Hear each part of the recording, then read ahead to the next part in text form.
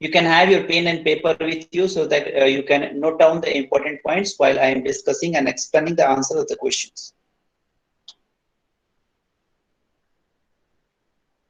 So now I'm going to start with question number 1.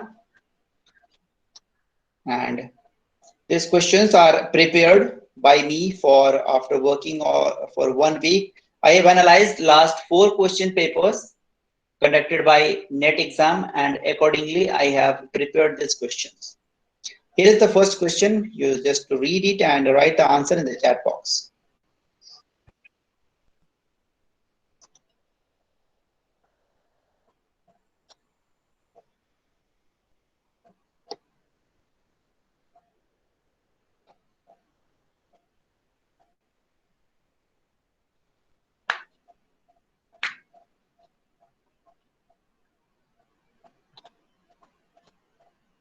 Very right. All of you have given the right answer. They all are the Gothic writers. So I'll give you a brief explanation because my main intention is not to solve the questions. My main intention to give you the complete information about the question. Because next time they ask something, the same thing in the different manner. So Clara Reeve was 18th century author, born in 1729 and died in 1807. And she was best known for her Gothic novel, The Old English Baron. It's a very important Gothic novel, The Old English Baron, published in 1777. And she also wrote an prose fiction, historical prose fiction. The title was The Progress of Romance, published in 1785. The next author is Mary Archworth, was born in 1768 and died in 1849. He was an Anglo-Irish writer. Although she wrote Gothic literature, but the main focus was on children literature. So she was one of the first realist writer in the children fiction. And the most important novel of Mary Edgeworth is Castle Recurrent, which is a Gothic novel published in 1800, Castle Recurrent. And the third writer is Anne Radcliffe, who was born in 1764. All these three writers are the contemporary writers. So Anne Radcliffe was born in 1764 and died in 1823. Anne Radcliffe is regarded as the first Gothic writer. And her first Gothic novel appeared in 1794. The title was The Mysteries of Udolpho. So similar question may be asked, which is the first Gothic novel in English literature? So it is The Mysteries of Udolpho by Anne Radcliffe, published in 1794. The question may be, there are how many volumes in The Mysteries of Udolpho? So there are 4 volumes in The Mysteries of Udolpho.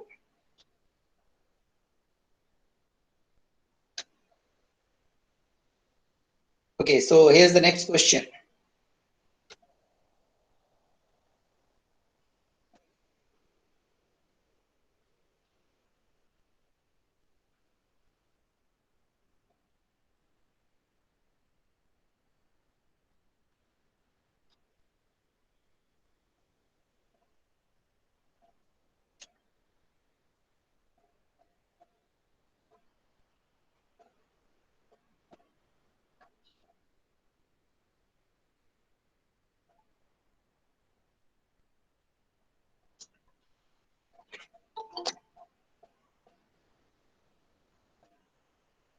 Yeah, some of the scholars are very right. The author of this book is Gayatri Bahadur.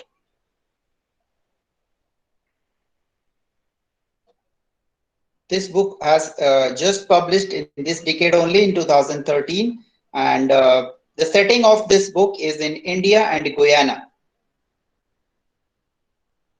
There is a protagonist in this novel who is going from India to Guyana, and she is working as a coolie, and she is working also in the sugar plantations, and the status of this protagonist is represented by Gayatri Bahadur in this novel, published in 2013.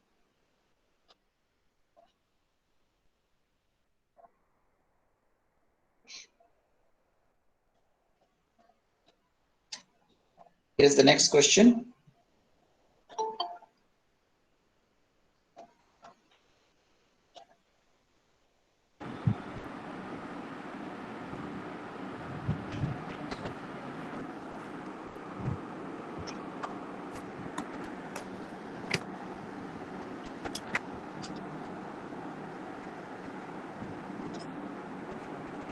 Yes, some of you are writing C and some of you are writing D, because Jane Tompkins is a new name for you.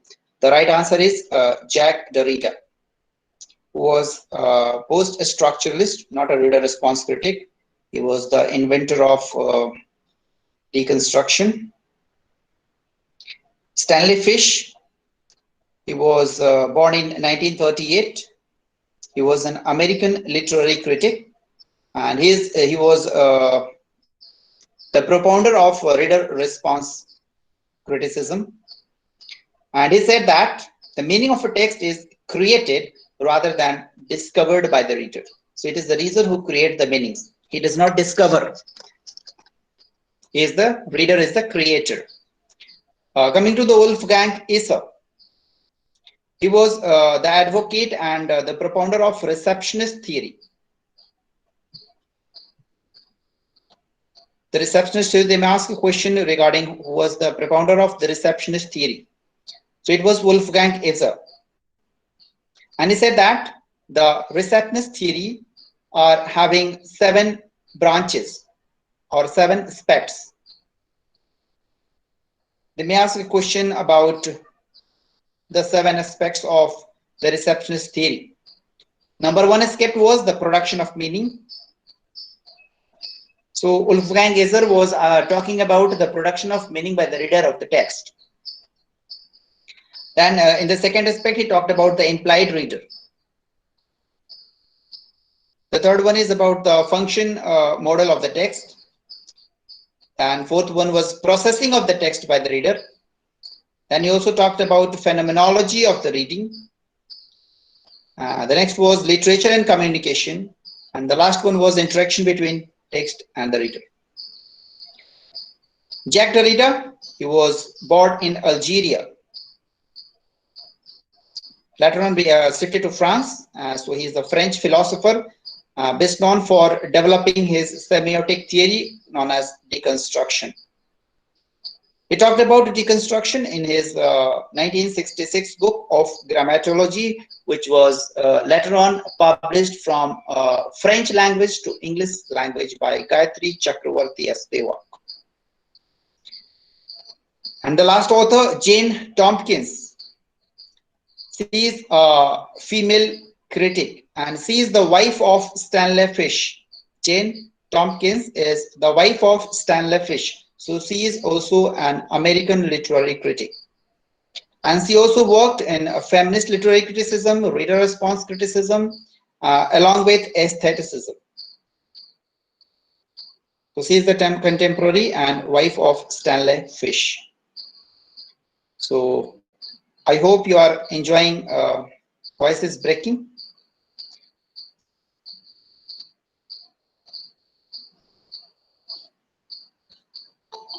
Kindly connect with the earphone so the voice will be more clear to all of you, because from my side there is no problem. The network is excellent.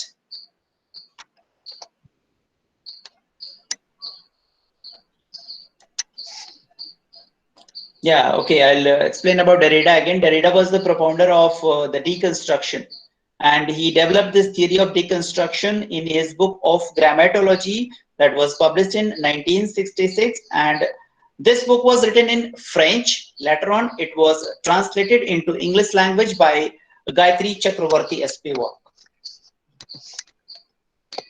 So this was the detailed explanation of this question, and now I'm moving on to the next question, question number 4.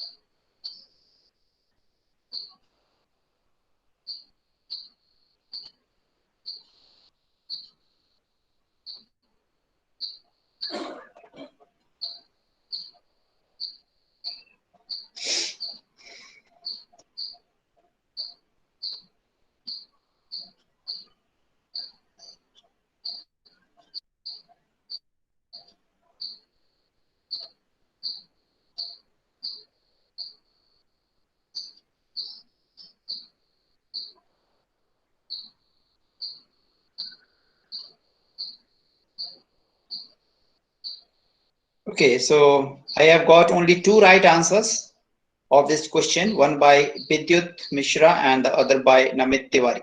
The right answer is B.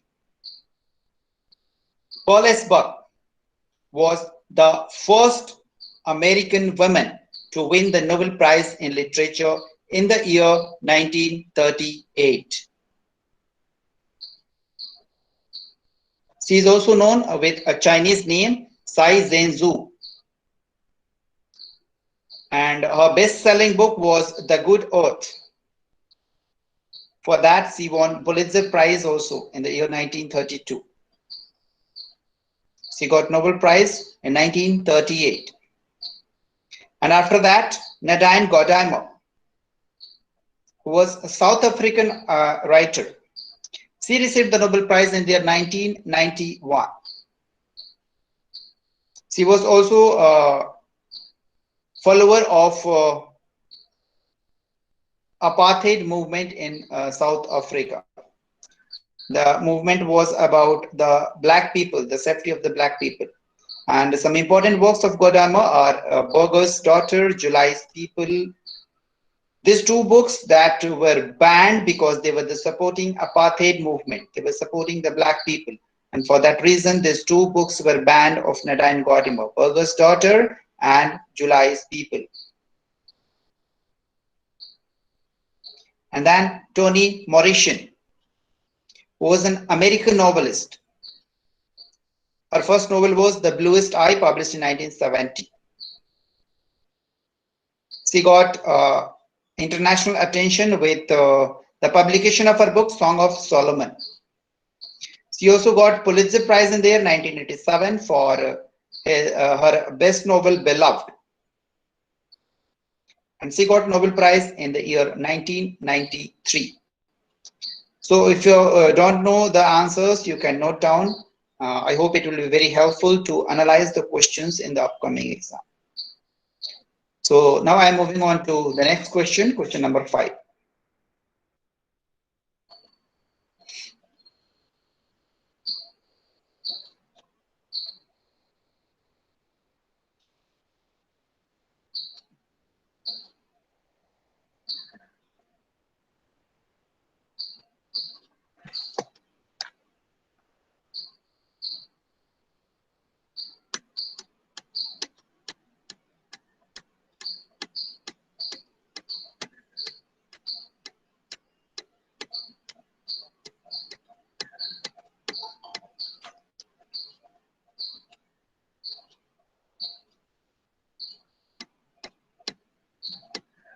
I have got several answers, A, B, C, D. All the answers I have got from different scholars. The right answer is George Lamming. George Lamming was a West Indian novelist and essayist. And he wrote about the decolonization and reconstruction of the Caribbean nation. And the description of this question about reinterpretation of Shakespeare's Tempest, this reinterpretation appears in a book. The title was Water with Berries. In the book Water with Berries, published in 1971, he reinterpreted the Tempest according to his new style, new theme about the Caribbeans. And he also talked about post-colonialism and how the Caribbeans are treated in the West Indies. Similarly, the Caliban, who is the villain in this play, is also treated in this. So this is a Caribbean interpretation of the play The Tempest by George Lamming.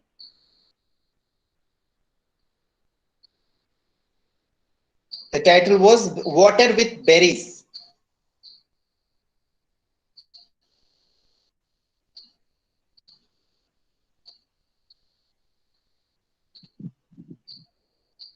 I have given the title in the chat box. You can note down Water with Berries. It's a very important question.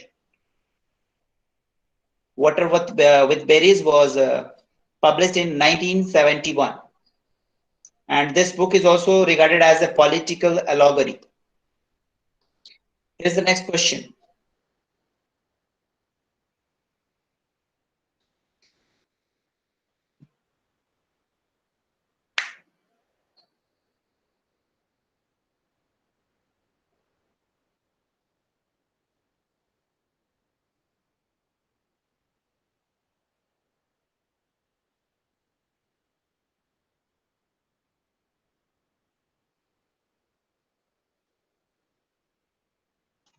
Okay, that's great. All of you have given the right answer.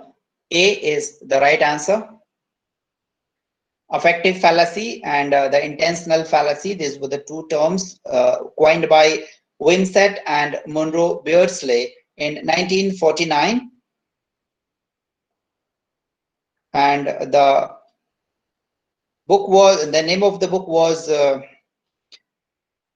Intentional Fallacy. The name of the book was The Verbal Icon, in which he developed the concept of intentional fallacy and affective fallacy. The Verbal Icon.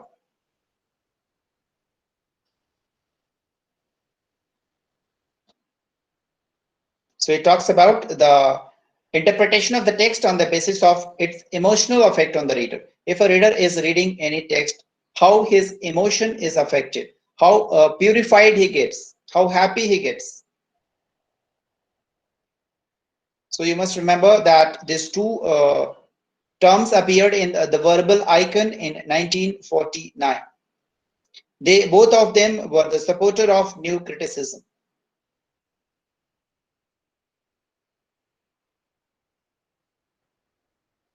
Okay, here is the next question.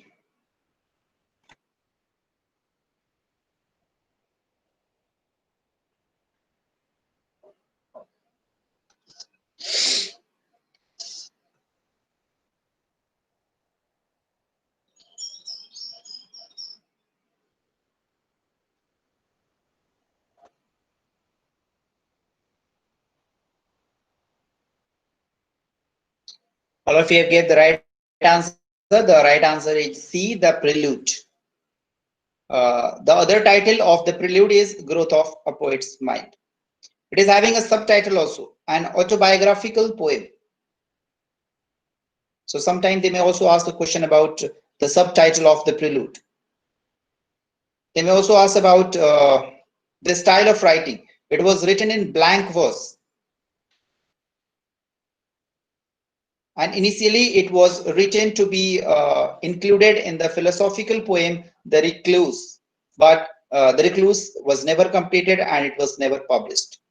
So the prelude is also an autobiographical poem in which William Wordsworth talks about his own autobiography, his own life. So these are the important points that may be asked in the exam about the prelude.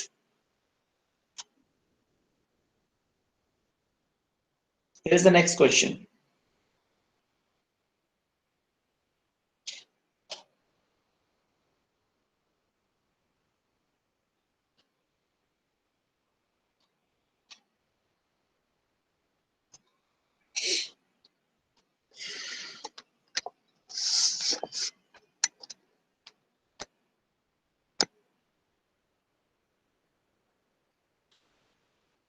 Okay, all of you have gave the right answer, except the few. The right answer is Krogstad. So if you recall about the doll's house, then you'll find that the villain of the doll's house was Krogstad, who was working in the form of Torvald Helmer. And when Nora's Helmer's friend Christian Linde, when she arrived in the house of Nora, then Nora confirmed her that she will be able to help her out by providing a job in the form of her husband's Torvald's. So Torvald thought of removing Krogstad from the job. And when Torvald Helmer was sick, he was ill, then Nora Helmer has taken loan from Krogstad with a forged signature of her dead father.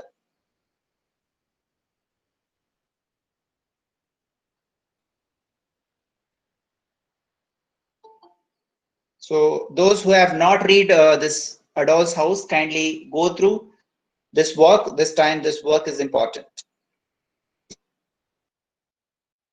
Here's the next question.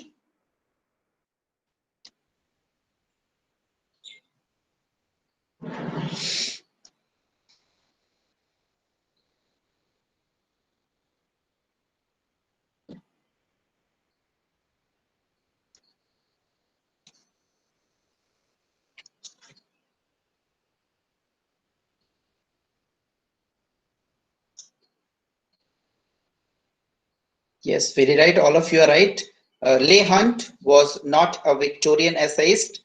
He was from the Romantic period. If I talk about all these authors, Walter Pater was born in 1839 in London. He was a critic and essayist, and he was the advocate of arts for art's sake. And he was also the founder of a movement known as aestheticism. Then William Morris, he was also an artist and writer. Mainly he was a designer and craftsman. So he was responsible for changing the fashion ideology of England during the Victorian period. Charles Dickens, a very famous novelist of the Victorian age, who wrote 15 novels, very famous. And Leigh Hunt was the founder of The Examiner. The journal, The Examiner, was born in 1784 and died in 1859. He was from the Romantic age.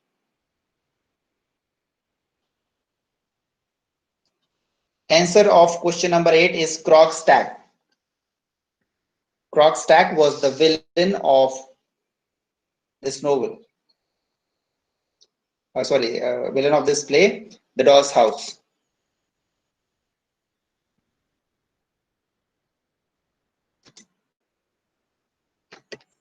Here's the next question. The subtitle of the prelude is an autobiographical poem.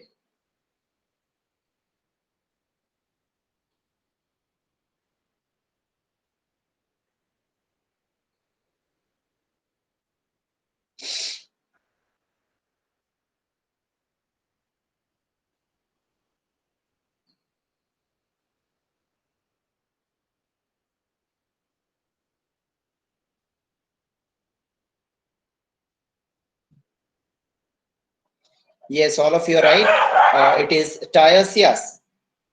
Tiresias appears as a narrator of the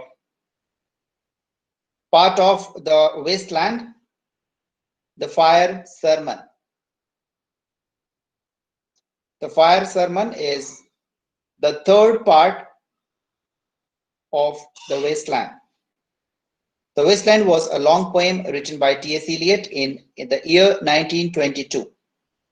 First of all, it was published in 1922 in the London magazine. The name of the magazine was The Criterion. First, it was published in England, London, and The Criterion. And the next year, in 1923, it was also published in New York, and The Dial. The journal was named The Dial. And finally, it appeared in the book form also, with a footnote written by T.S. Eliot.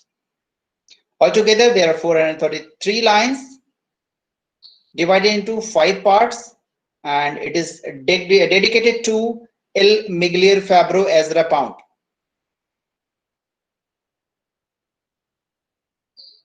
There are 5 parts,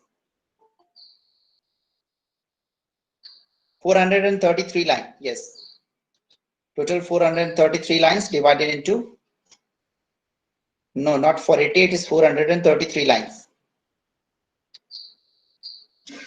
The 5 parts are The Burial of the Dead, A Game of Chess, The Fire Sermon, Death by Water, and What the Thunder Said.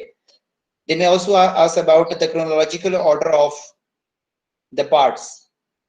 So you must remember these 5 parts, the name of the 5 parts, and in which year it was published in London in 1922, and in New York City in the journal The Dial in 1923. And in the third part, the fire sermon, T.S. Eliot called Tiresias as the central personas. Tiresias was an ancient Greek prophet who got punished by a goddess named Hera.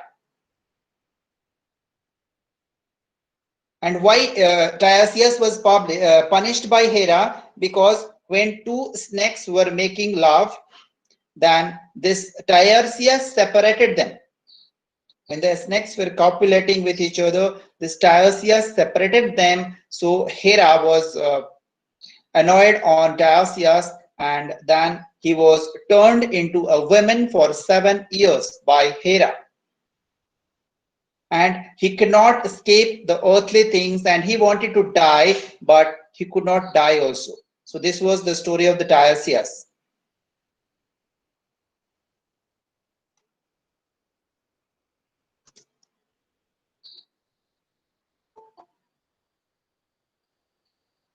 Here is the next question.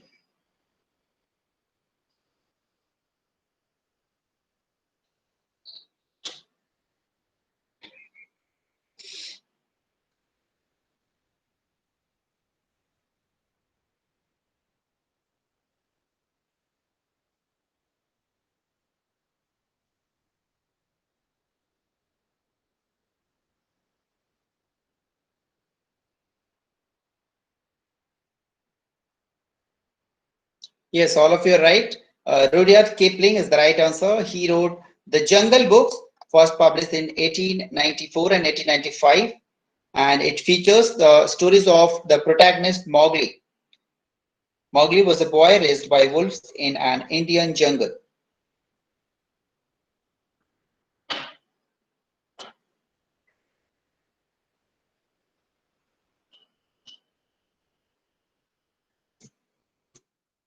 Here's the next question. Yeah, do not make hurry in the exam also. Read the questions thoroughly. So this is practice for all of you. Whenever you're replying to any question, read the question thoroughly. Read at least twice. Do not become overconfident.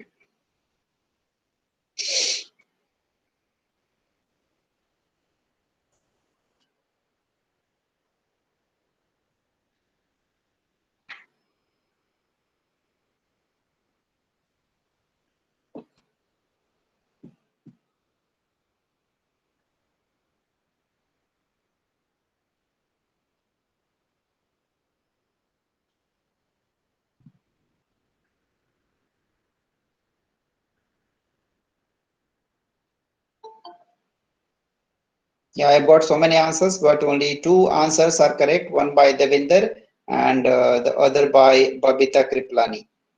B is the right answer. Toni Morrison was the first Afro-American woman to receive the Nobel Prize, who received Nobel Prize in the year 1993. She also got Pulitzer Prize for her novel Beloved in 1987. Toni Morrison was the first Afro-American to receive the Nobel Prize. There will be 5 questions based on the passages. So I have not included the passages because nobody knows what kind of passage they are going to bring. There may be a prose or in the poem form. So you must be ready for the 5 questions based on the passages. Coming to question number 18.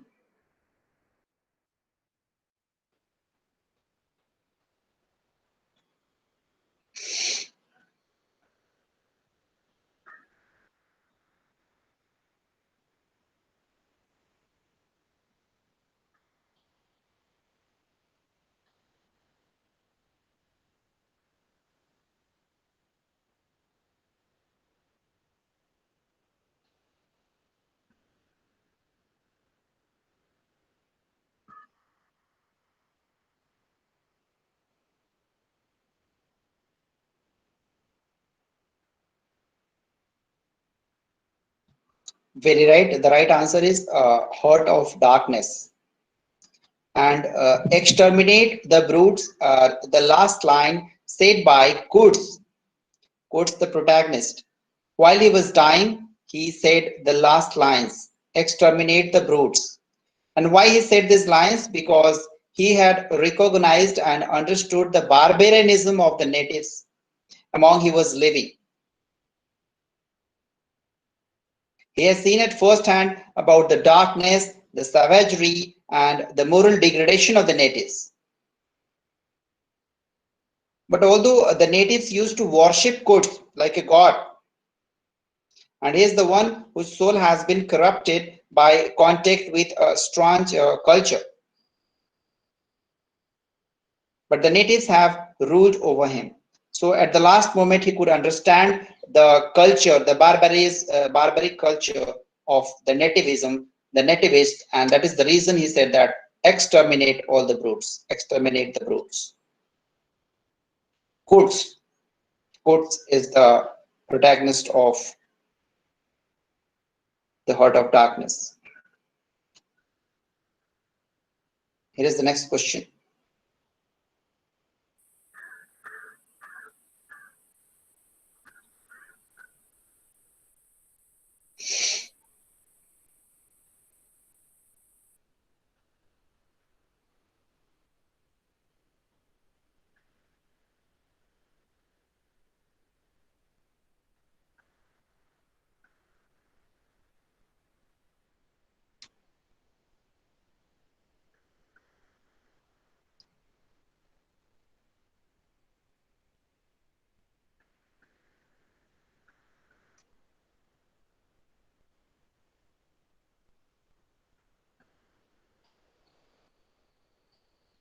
I got different answers for this question, as most of you have not listened about Jonathan Franzen. He got the National Book Award in 2001 for The Corrections.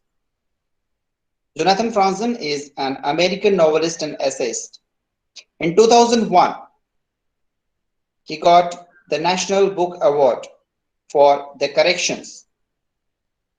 And for the same book, he was also a finalist for the Pulitzer Prize, but he could not got. He has also written a novel recently published in 2010. The title is Freedom. The Time magazine called him the great American novelist in the year 2019. So because he has come in the news latest, so that may be the reason I have included him in this, the expected questions.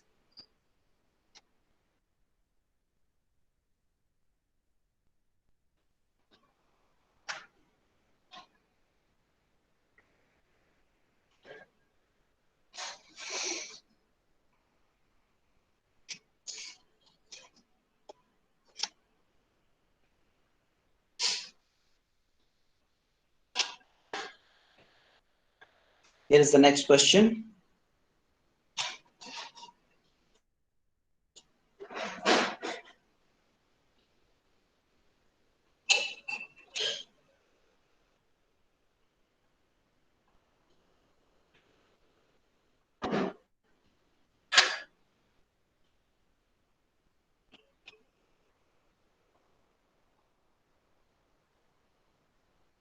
Again, I am getting the different answer for this question. The right answer is Sigmund Freud. Sigmund Freud was a psychoanalyst, the propounder of psychoanalysis. And when he was talking about writing fictions and the fiction writers, then he said that the creative writer does the same as the child at play. And he creates a world of fantasy, which he takes very seriously. So this statement is made by Sigmund Freud.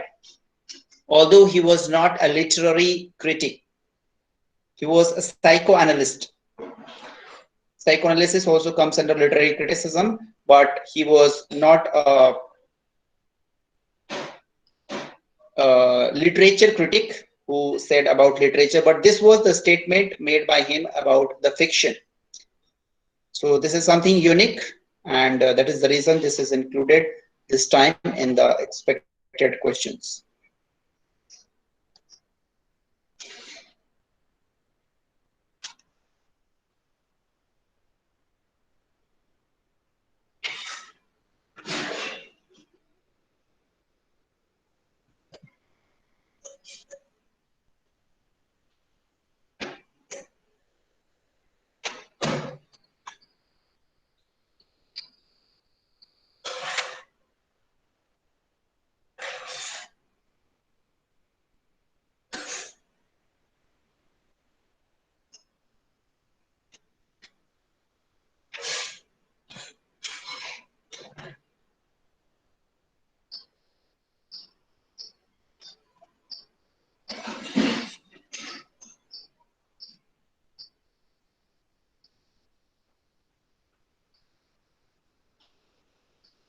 Again, I'm getting different answers to the question.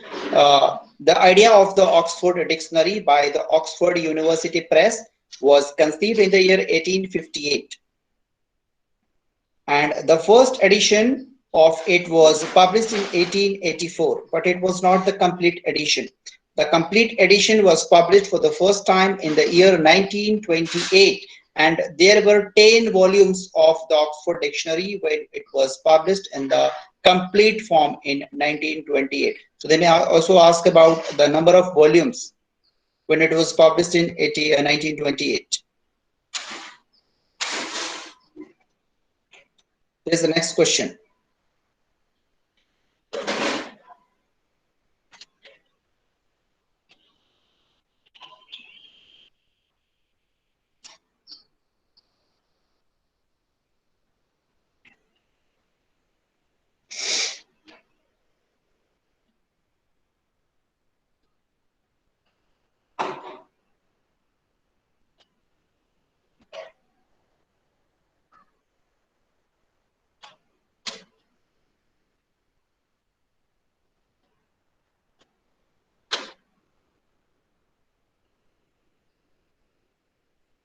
Again, I have got the different answers. Right answer is again given by Sudha Devinder and Koyal. The right answer is Leo Tolstoy. The Death of Ivan Ilyich is a novella written by Leo Tolstoy in 1886. It is one of the late novel of Leo Tolstoy, Russian author. Here's the next question.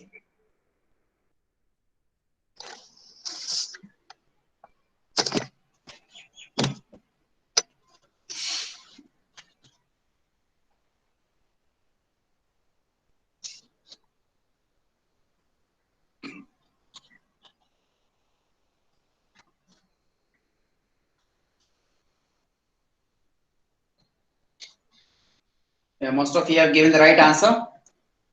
The Rime of the Ancient Mariner by S.T. Coleridge is in 7 parts.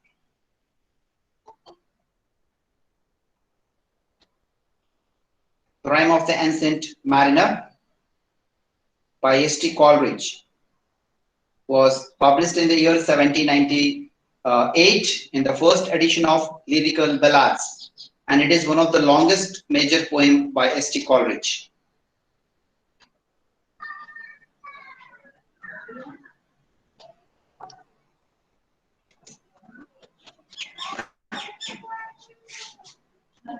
Here's the next question.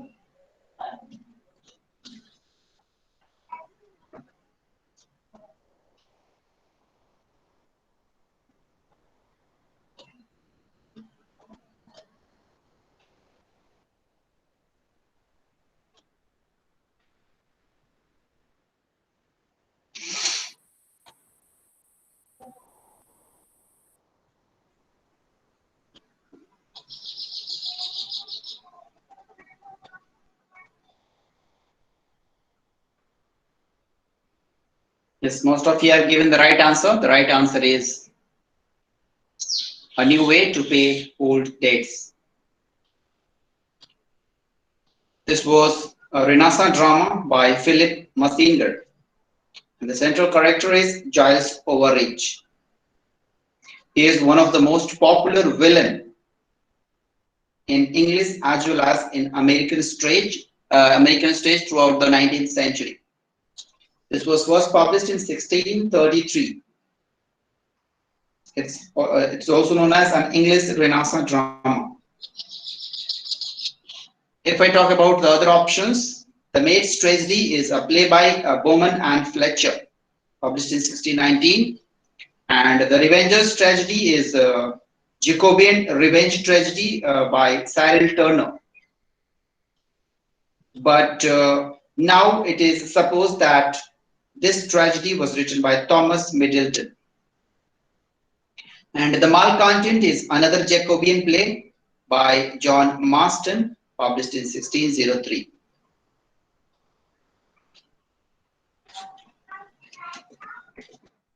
Here is the next question.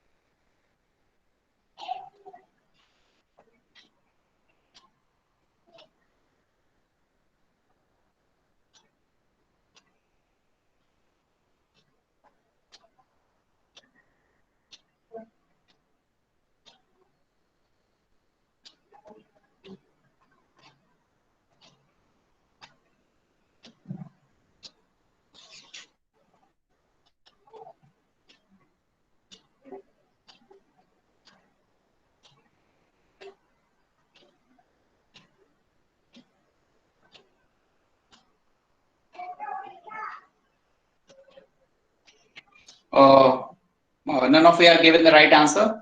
The right answer is John Froh.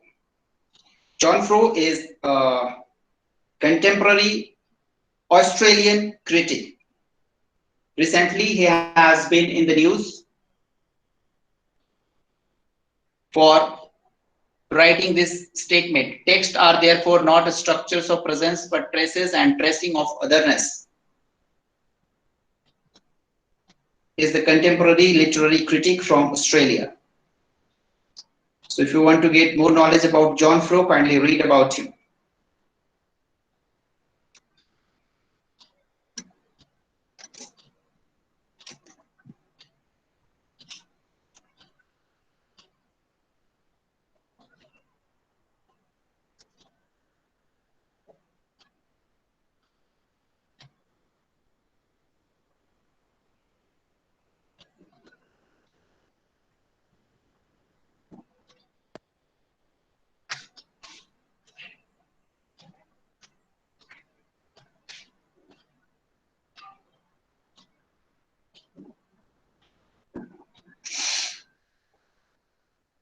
Yes, some of you have given the right answer. Maya Angelou was an American poet, and she is a memory writer or memoir writer or autobiographist. She has written 7 autobiographies, and this one, Know Why the Caged Bird Sings, is also an autobiography by Maya Angelou. This was published in 1969, in which she describes about her early years that she spent as an American writer and poet. She has used her autobiography to explore various subjects. So in this autobiography, she talks about her identity, racism, and illiteracy.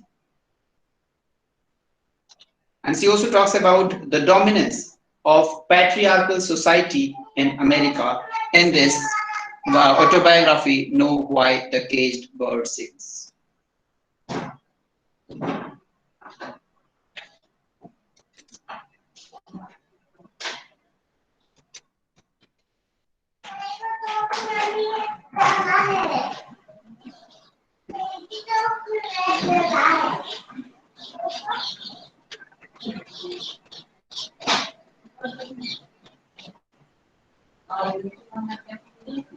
Yes, all of you are right. Margaret Atwood is the author of The Blind Assassin.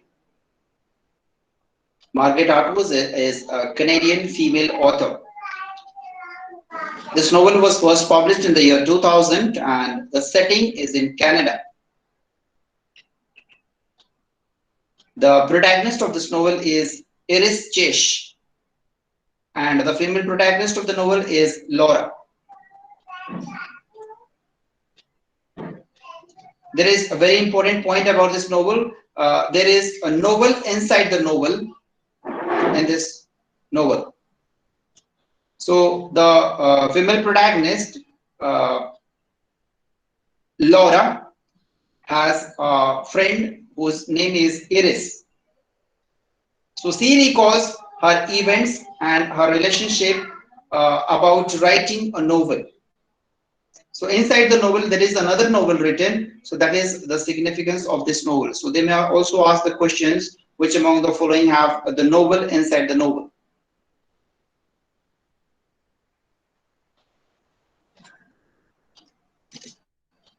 Here's the next question.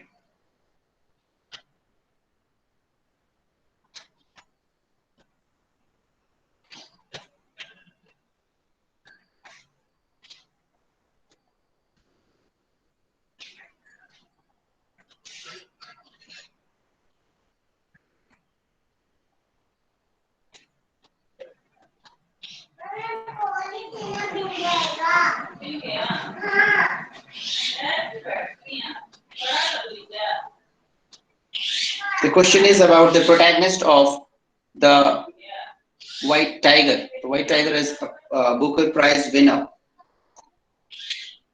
This is the debut novel by Indian author Arvind Adiga, first published in 2008. and it also won the Man Booker Prize in the same year. The protagonist of this novel is Balram Halwai. Yes, A is the right answer.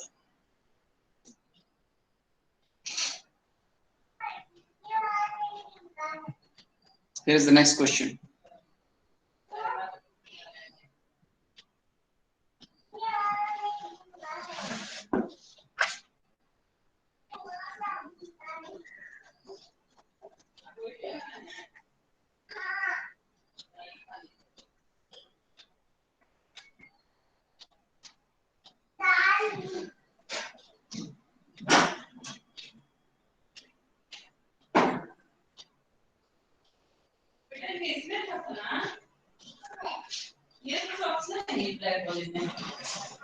Yes, the right answer for the White Tiger is C. Mukesh was not there as a character, and Balram Halwai is the protagonist. Right answer is C.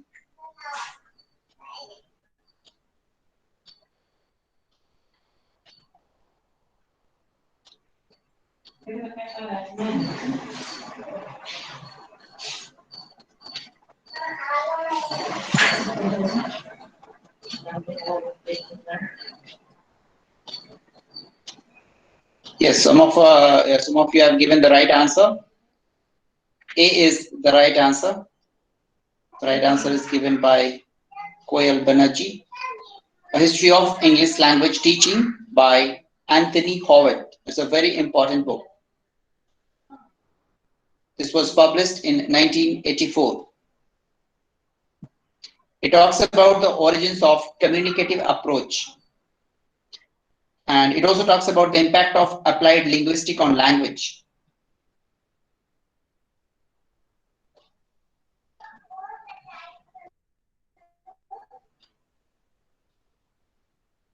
Yeah, 28 right answer is C, Mukesh. Here is the next question.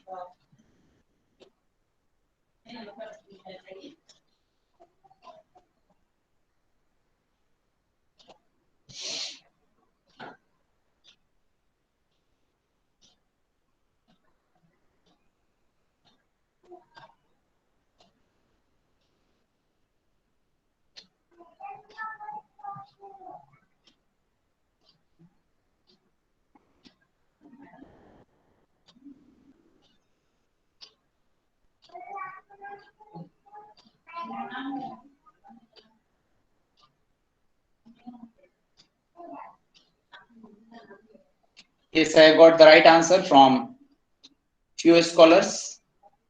Varun Bhatt, Namit Tiwari, Neeru, Sudha. They all have given the right answer. Richard Hogarth was the star witness of the trial, the Lady Chatterley's Lover. And this Richard Hogarth has also written a review of this novel, The Lady Chatterley's Lover. He is a British historian. Richard Hogarth is a British historian. In the year 1960, there was a trial that ended with a British censorship of the novel. In the year 1660, there was a censorship implemented. The novel was banned temporarily in the year 1960. And this novel, The Lady Chatterley's Lover, is the origin has the real love relationship between the wife of D.H. Lawrence and an Italian soldier. So there was a trial in the court.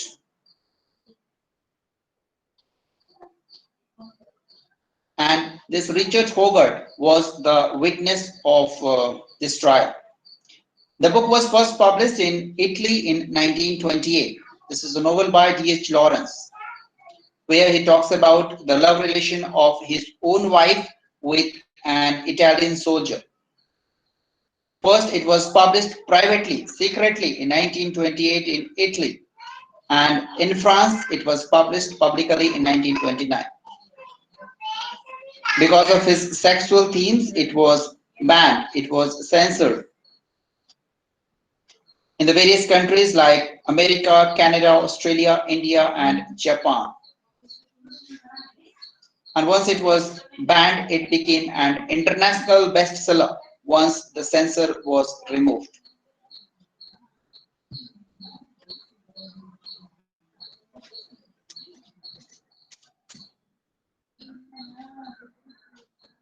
Here's the next question.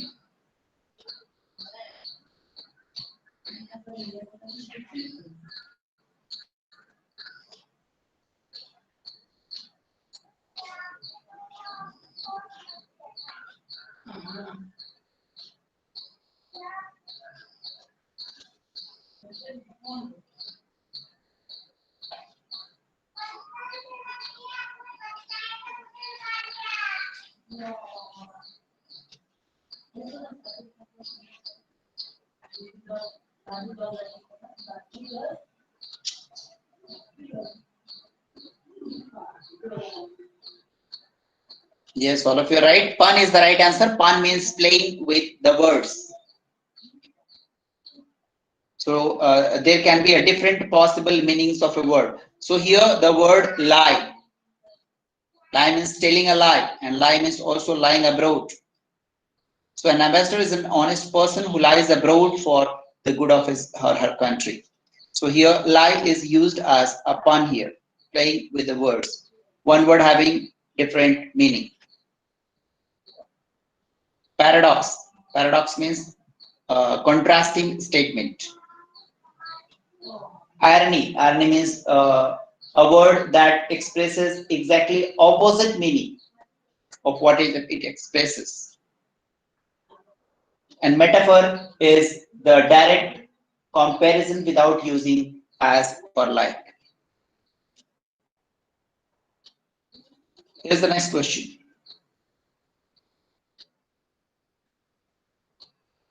Honest person cannot be a paradox. It's a paradoxical statement means the statement must be contrasting. Honest person is this person who lies can be paradox.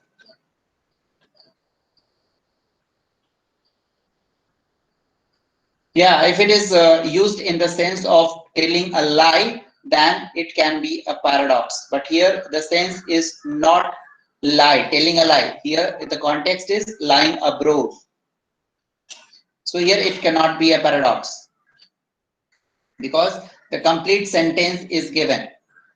If the complete sentence is not given, then there is a chance that it can be a paradox.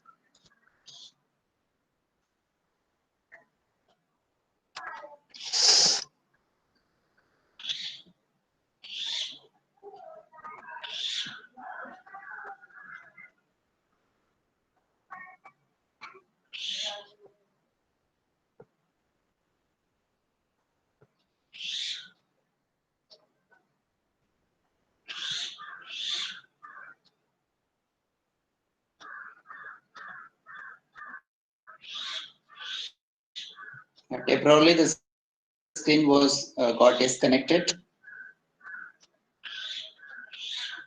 Yeah, for 31, the right answer is pun. Because here there is a complete sentence which talks about the investor is lying abroad. Okay, so we were on question number 32.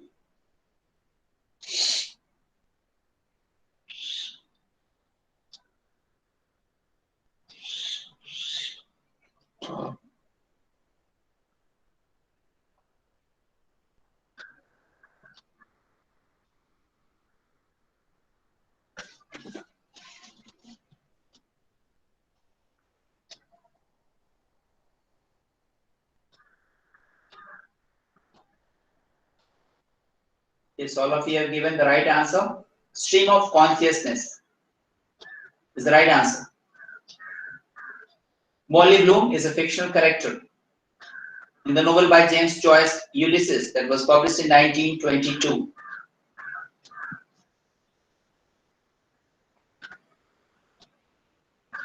Molly Bloom is the wife of the main character Leopold Bloom. And she also corresponds to mythical character in Odyssey, In Odyssey, there is a character called Penelope. So here Molly Bloom represents Penelope. So they may also ask a question to this also. What Molly Bloom represents in Odyssey. The major difference between Molly Bloom and Penelope is that while Penelope is eternally faithful, Molly is not eternally faithful. Molly is having an affair with a man whose name is Bully. She is not a faithful woman.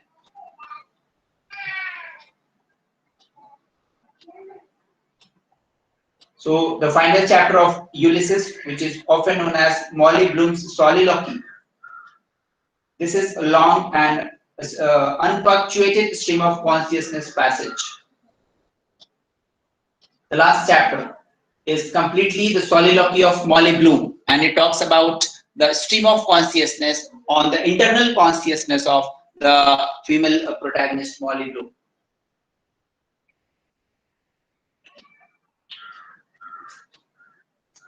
Yeah, Molly's affair. Molly was having an affair with a guy whose name was Bully. Also, his name was Marion.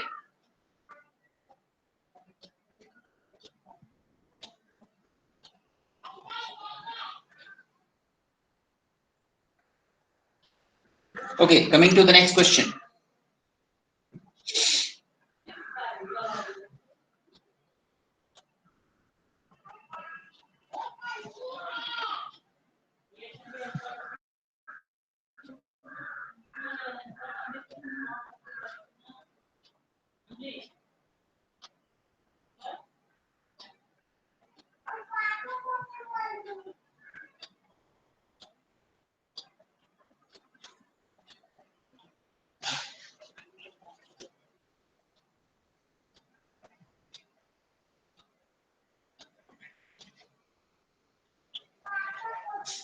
For question number 33, nobody has given the right answer.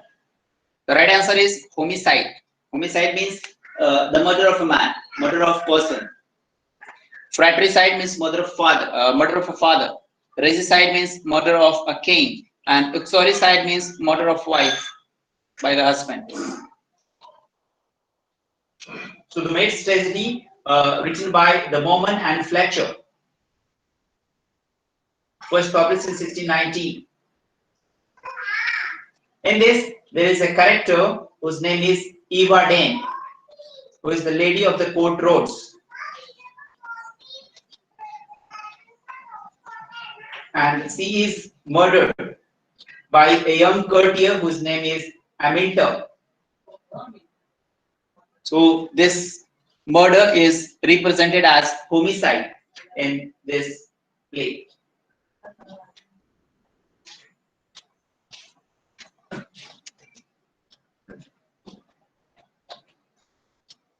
Here is the next question.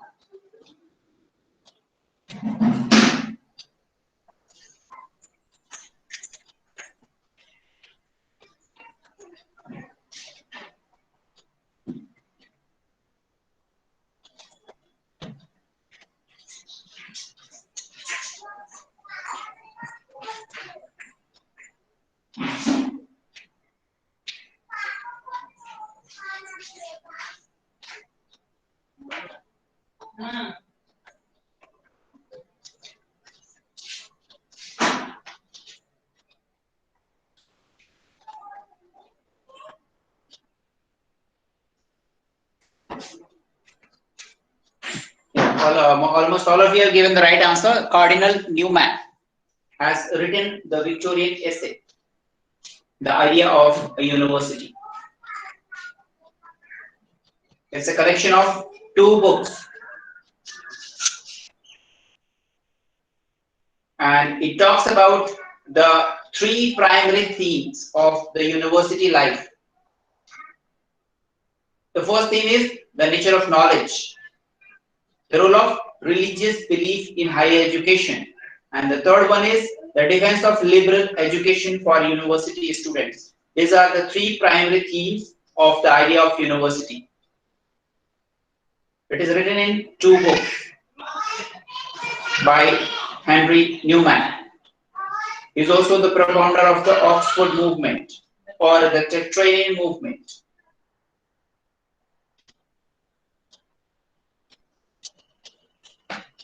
So they may also ask about who the propounder of the Tractarian movement.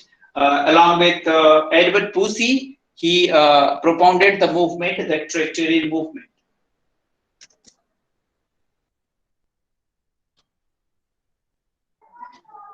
Here is the next question.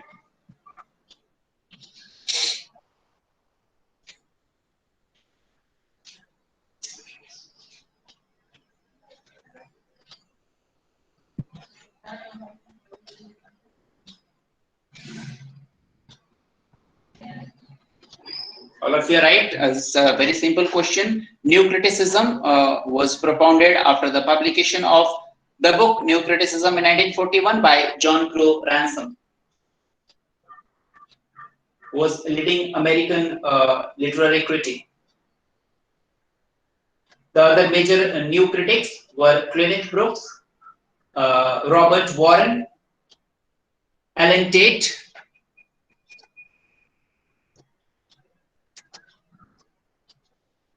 Here's the next question.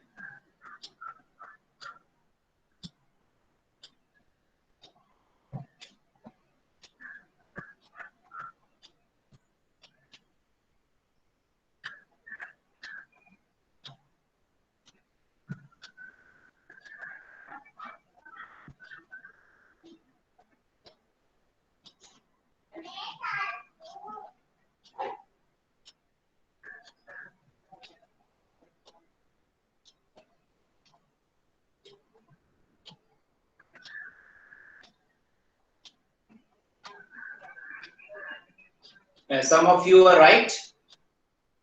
This is the statement made by Polonius in the Hamlet.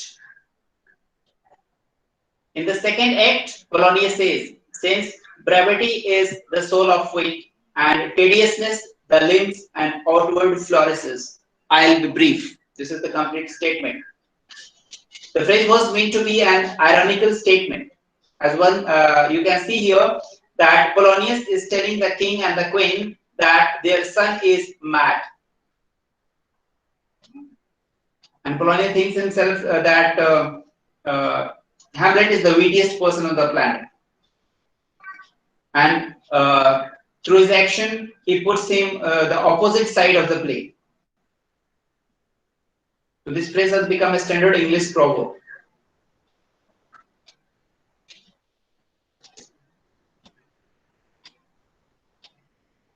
Here's the next question.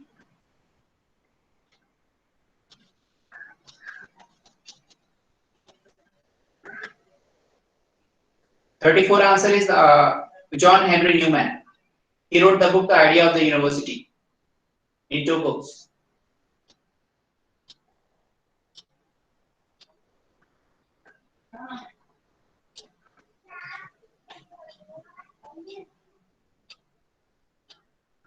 Answer for 36 is Polonius. This statement appears in Act 2 of Hamlet, where Polonius talks about Hamlet to the king and queen. Yes, all of you are right. The answer for 36 is A.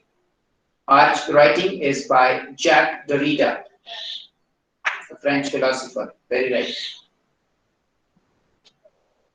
He refers that before speech and writing, there is another kind of writing called arch writing,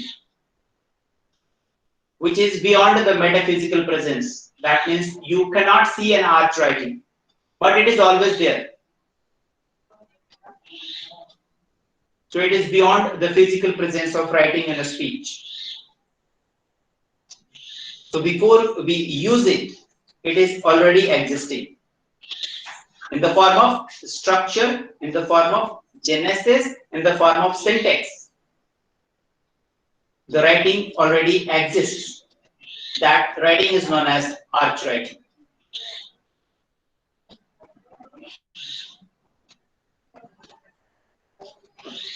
Okay, Namit, I will recheck the answer. Question number 38.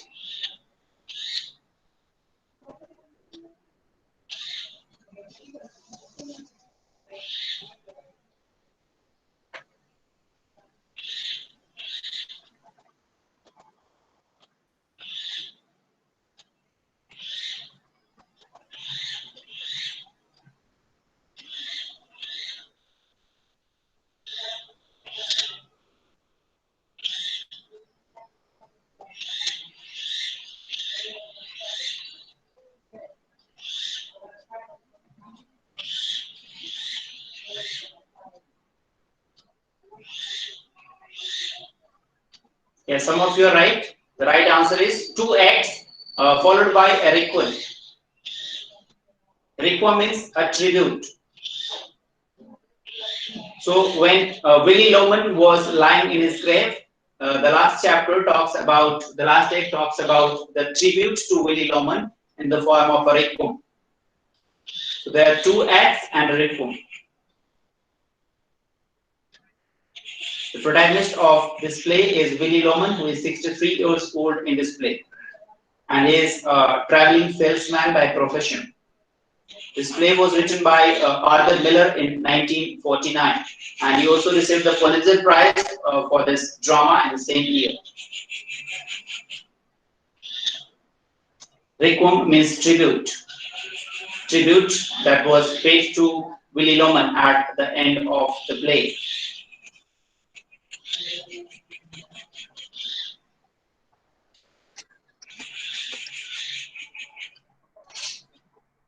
Here's the next question.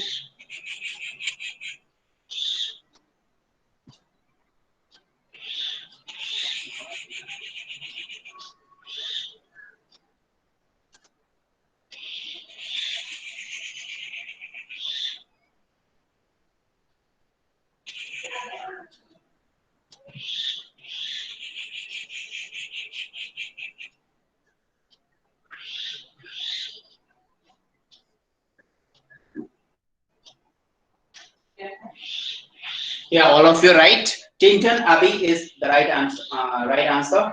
The complete title is Lines Written a Few Miles Above Tintern Abbey. On revisiting the banks of Wye during a tour, July 13, 1798. This is the complete title. And sometimes they also ask the questions from this, which river is described in the Tintern Abbey. So once you know the complete title of the poem, you'll be able to answer the question. The complete title is Lines Written a Few Miles Above Tintern Abbey on Revisiting the Banks of the Wye. Wye is the name of the river. So revisiting the banks of the Wye during a tour, July 13, 1798. So he made a tour in the year 1798, in the same year in which he published his lyrical ballads.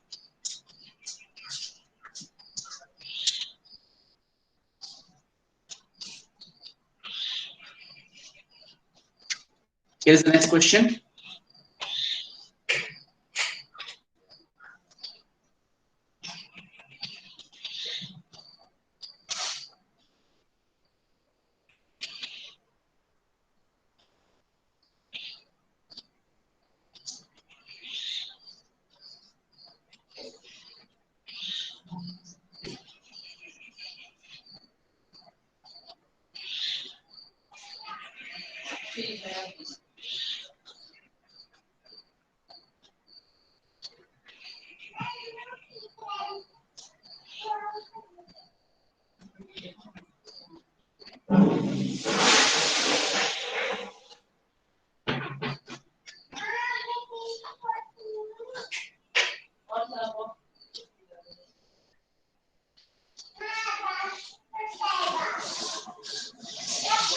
Yes, some of you are right. The right answer for the subtitle of practical criticism is a study of literary judgment. C is the right answer. The right answer given by Nisha, Neeru, Vidyut, Deepti, Himanshi. So, many scholars has given the right answer. A study of literary judgment. That is the subtitle of practical criticism by I.A. Richards.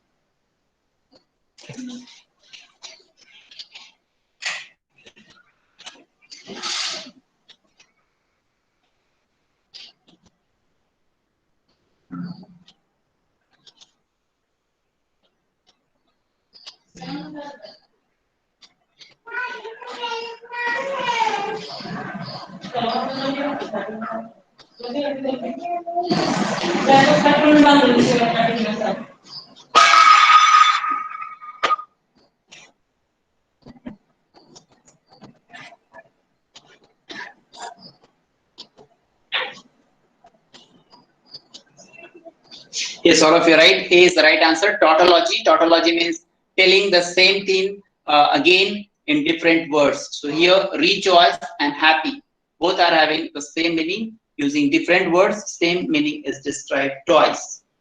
So that is known as tautology.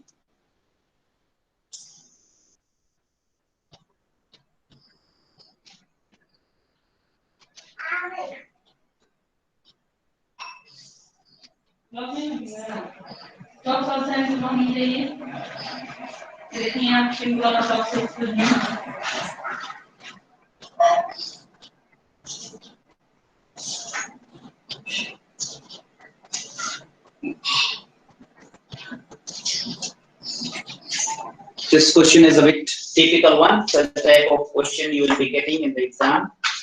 So you must go through the white table. There are bright chances of questions or quotations from the white table this time. The right answer, many of you have given the right answer. Namit, Himanshi, Nisha, Himlata, Dalinder, Shudha, everyone has given the right answer is Flamino.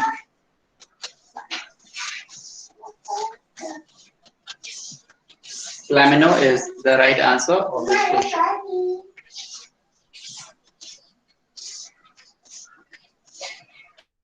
There was a discussion between two characters. One was Cornelius and the other was Flamino.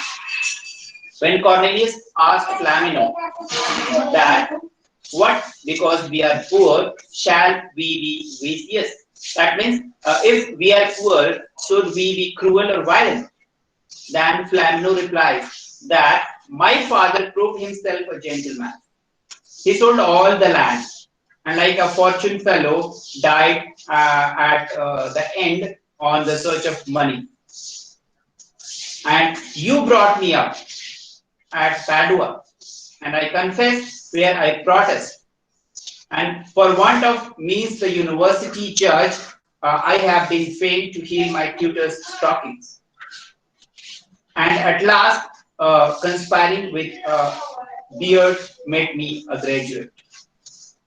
So he is talking about his upbringing by Cornelius after the death of his father.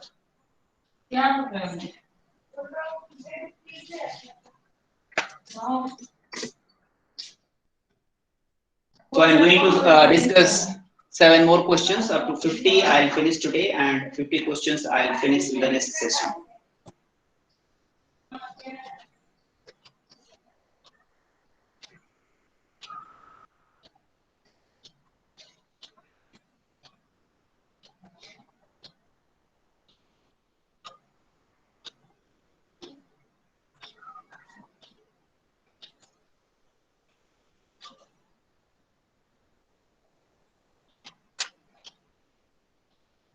Yes, Vidyut, Nisha, Deepti, and Namit, Kavita all has given the right answer. London labor and London poor. That's a classic study of industrial London by Henry Mew. Henry Mew is a Victorian journalist. In 1840, he observed and documented about the working people, the working class people of London in the series of articles in a newspaper, Morning Chronicle. Later on, all these articles were combined into a book form that is known as London Labour and London Poor.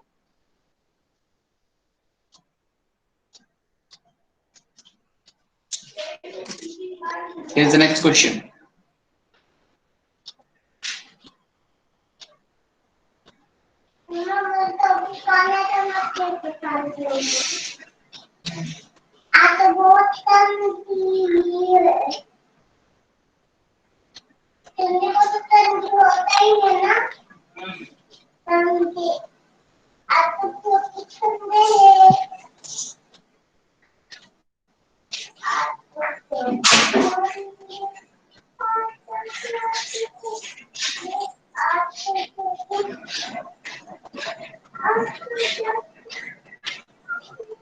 The name of the journal, the name of the newspaper was the Morning Chronicle,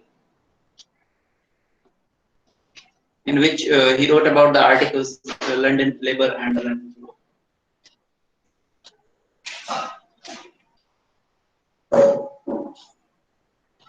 Yes, 44, I.A. Richards is the right answer. This quotation, that metaphor is the omnipresent principle of language, can be shown by mere observation. This quotation appears in 1936 work of I.A. Richards, The Philosophy of Language. And it has been treated as a sort of opportunity to exploit the excellence of the versatility and unusual skill in the language. You must remember the work in which it appears, The Philosophy of Language, published in 1936.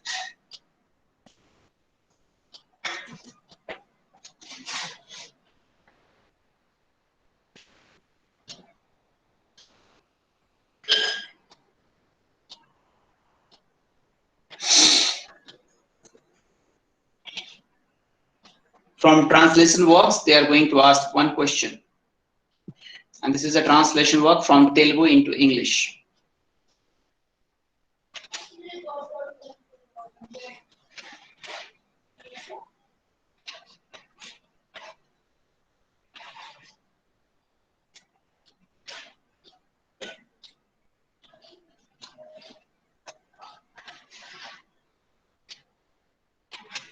It's 44. The right answer is I.A. Richards. I already said the I.A. Richards wrote this quotation in The Philosophy of Language in 1936. The Parable of the Lost Daughter is written by M.M. Vinodini, who is a Dalit writer and thinker. Presently, she is working as associate professor in Vemana University, Kadapa, Tamil Nadu.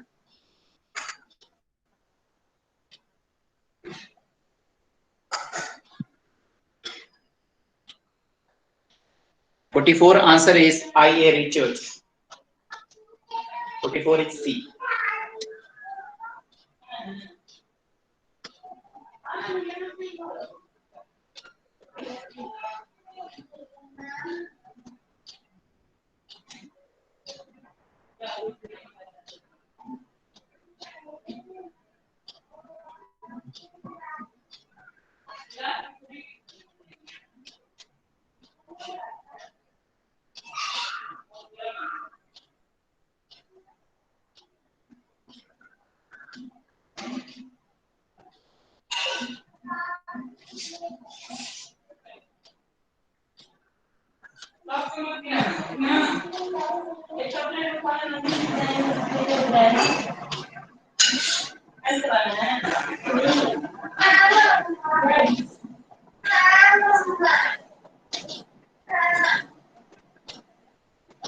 Yeah, some of you have given the right answer.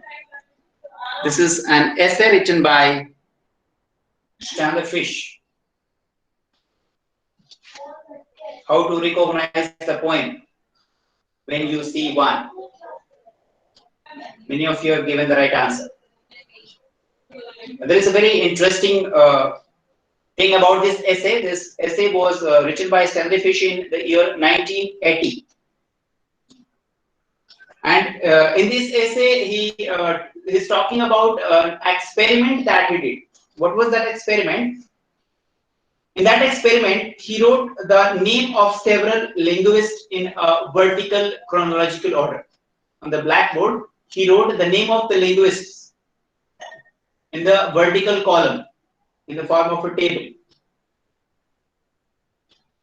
And he asked his several students who were studying religious poetry, and then he asked them to analyze the list in the form of a poem. The name of the linguist he asked to analyze in the form of a poem. And then the students promptly started decoding the meaning of the linguist in the form of a poem. And after the experiment, Stanley Fish said that it is not the presence of poetic qualities that compels a kind of attention by the student. It is not the presence of poetic quality that compels a certain kind of attention by the students or the reader, but it is paying a certain kind of attention that creates the emergence of poetic qualities. So when the students were decoding the names in the form of a poem, by paying the attention, they were able to create some poetic qualities. Although there was no poem, it was only the name of the linguist. So because of paying attention, those names created some poetic qualities. So that was the experiment made by Stanley Fish in this essay, How to Recognize a Poem When You See One, in the year 1980. I hope you must have understood the meaning and experiment of Stanley Fish. 4 more questions to go.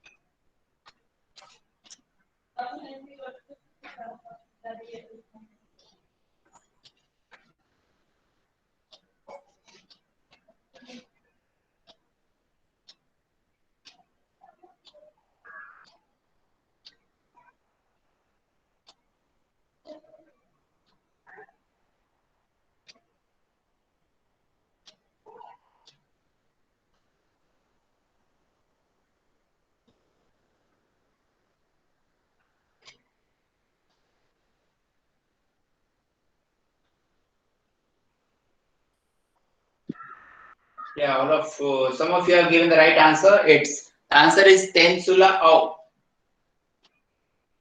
This Tensula Au is an Indian poet and short story writer, and this is called Home Stories from a War Zone. This is a collection of short stories by Tensula Au. She is a northeast poet from Dimapur. She has also received a Padma Shri and a Sahitya Akademi Award in English poetry and short story.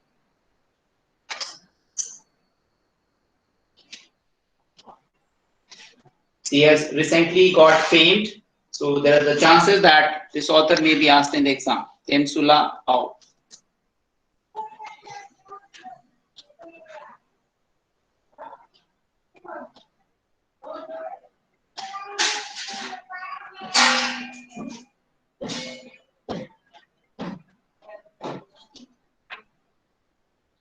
Yeah, all of your rights. Simple question. This Harikatha appears in the Kantapura by Raja Rao. Kantapura was published in 1938, and the main theme is about the struggle of Mahatma Gandhi for independence from the British monarchy. Kantapura is a typical village in South India. Protagonist is Murthy.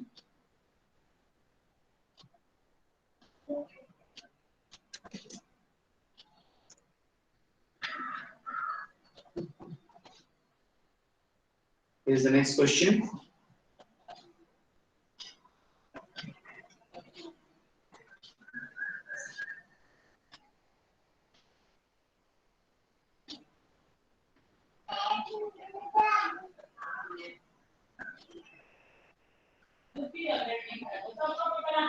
It's very right. The right answer is oxymoron. When two contrasting words appear adjoining to each other, close to each other, they are known as oxymoron. Very right. And here's the last question for today.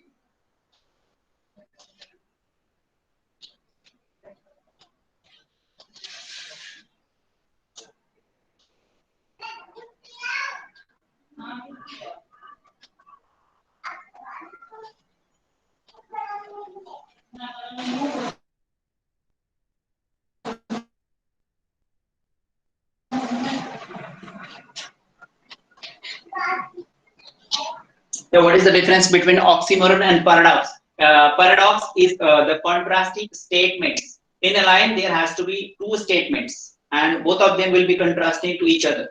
Like war is peace. This is a paradox. But two joining words like darkness, visible, these two words are very close to each other. Then it will be known as oxymoron.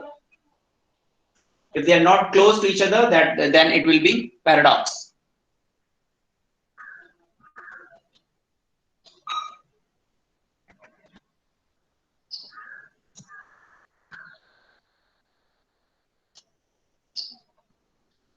Okay, the right answer I have got from Anur Kanish. The right answer is B for question number 50. Leviathan is used as a simile in Paradise Lost. And in this, John Milton compared the size of Saturn to Leviathan. And he says that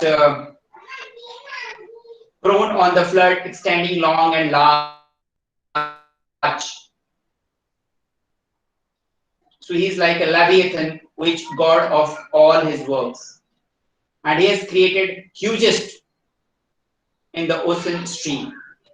So here, when he is talking about the unexpected appearance of the evil Saturn, then he has described Saturn with a Leviathan, and Leviathan is used as a simile here. Simile is a figure of a speech in which two things are compared using as or like. So B is the right answer. So that's all for today's class. Now, if anyone of you want to give some feedback regarding presentation of the question or explanation of the questions, you are most invited.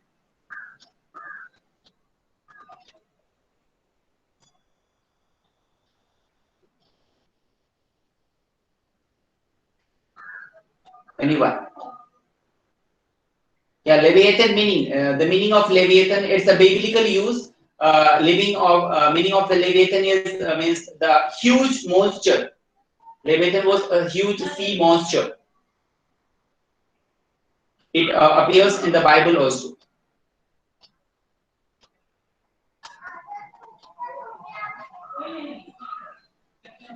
Leviathan is also a work by very important author Thomas Hobbes.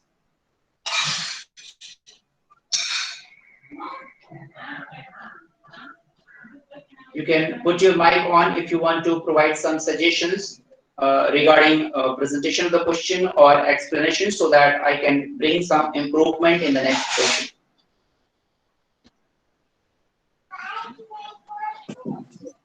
Good evening, sir. My name is Namit Tiwari. Good evening. I just want to say one thing, sir, that you are doing a great job, sir. It is very helpful for us to recollect the forgotten things at the 11th hour of our exam. And there are many things we have studied and read before, but when we realize that we have forgotten certain things and we are not able to recollect, so in this way we are very much able to recollect and connect the things with each other. And I personally find it very useful for our exam preparation, because there some time issues. We don't get much time to revise everything, whatever we have studied earlier. But in this way, we can assume our guesses. We can think our forgotten things in a proper manner. So thanks a lot for this session, sir. And you are doing a great thing, sir. There is no need, or there is no scope for any improvement, because the way you are sharing the things, the way you are expressing the options, the knowledge, it is tremendous, sir. I don't think there is any need of uh, improvement. Thanks a lot, sir. Thanks a lot.